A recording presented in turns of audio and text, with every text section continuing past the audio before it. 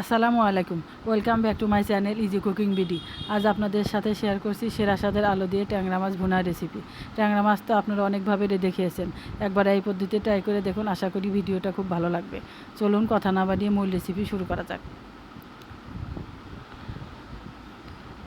এখানে আমি একটু কড়াই একটু তেল গরম করতে দিয়েছিলাম। তেলটা গরম হয়ে আসলে দিয়ে দিলাম 1 কাপ পরিমাণ পেঁয়াজ কুচি।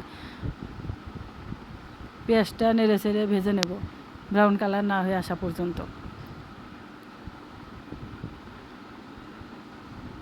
ব্রাউন কালার চলে এসেছে, এখানে অ্যাড করে দিলাম একটু পানি।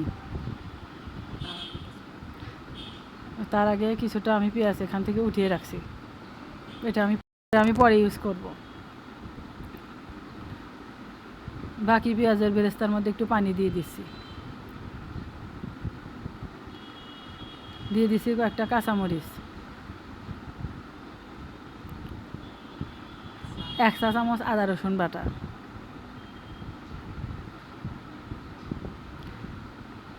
সামান্য কিছুটা জিরা গুঁড়া, হলুদ গুঁড়া,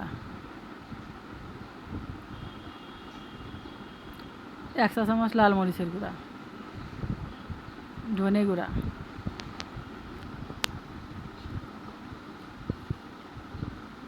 স্বাদ মতো লবণ। সবগুলো একসাথে ভালোভাবে কষিয়ে নেব।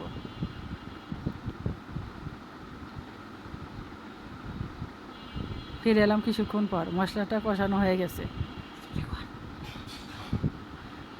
এখানে অ্যাড করে দিলাম আরও কিছু পানি।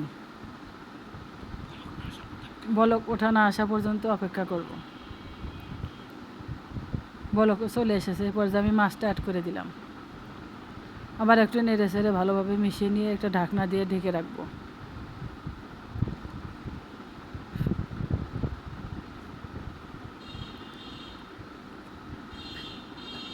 ফিরে এলাম কিছুক্ষণ পর, মাছটা কষানো আমার শেষ। মাছটা আমি একটা বাটিতে উঠিয়ে রাখছি।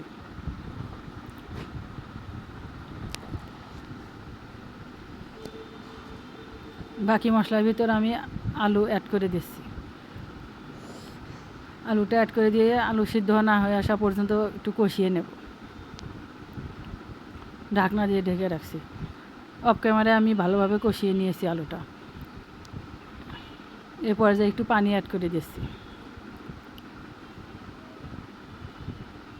নেড়ে চেড়ে ভালোভাবে মিশিয়ে নিয়ে একটা ঢাকনা দিয়ে ঢেকে রাখবো কিছুক্ষণের জন্য।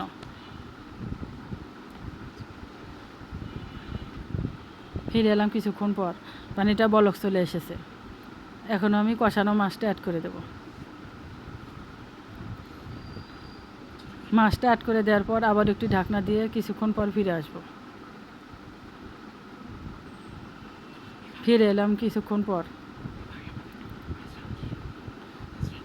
মাছ রান্না করা শেষ। চুলার ফ্লেমটা অফ করে দিলাম। এবার যে একটু পেঁয়াজ বেরেস্তাটা অ্যাড করে দিচ্ছি। পেঁয়াজ বেরেস্তা দেওয়ার পর আর কুক করার প্রয়োজন নেই। ভালোভাবে নেড়ে চেড়ে মিশিয়ে নিয়ে একটু ঢাকনা দিয়ে ঢেকে রাখবো কিছুক্ষণের জন্য। এবার আমি আপনাদের বাটিতে সার্ভ করে দেখাচ্ছি। দেখুন কতটা সুন্দর হয়েছে, খেতে কিন্তু অসাধারণ। বাড়িতে আপনারা এইভাবে একটু ট্রাই করে দেখবেন, ভালো লাগলে অবশ্যই কমেন্ট করে জানাবেন। রেসিপিটা ভালো লাগলে অবশ্যই সাবস্ক্রাইব করবেন, ভিডিওটি একটা লাইক দেবেন। দেখা হবে পরে কোনো ভিডিওতে। আল্লাহ হাফেজ।